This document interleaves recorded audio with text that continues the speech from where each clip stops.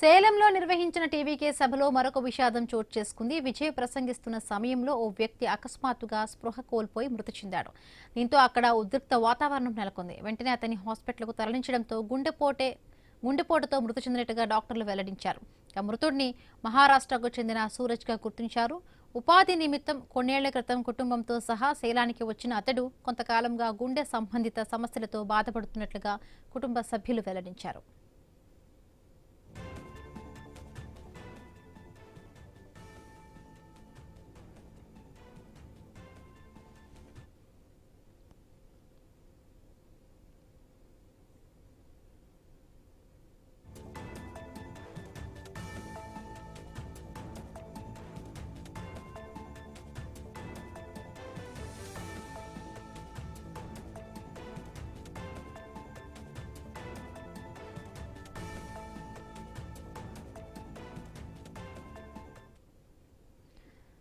మరొకవైపు తొక్కిసలాట వంటి ఘటనలు రిపీట్ అవ్వకుండా విజయ్ ర్యాలీలో కట్టుదిట్టమైన భద్రతా చర్యలు చేపట్టినట్టుగా పోలీసులు తెలిపారు.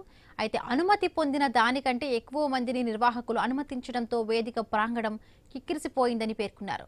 5,000 మందికి మాత్రమే అనుమతి ఉండగా దాదాపు 7,000 మందిని తరలించారని చెబుతూ ఉన్నారు. ఘటనపై పూర్తి వివరాలు సేకరించిన అనంతరం ఎఫ్ఐఆర్ నమోదు చేస్తామని వెల్లడించారు.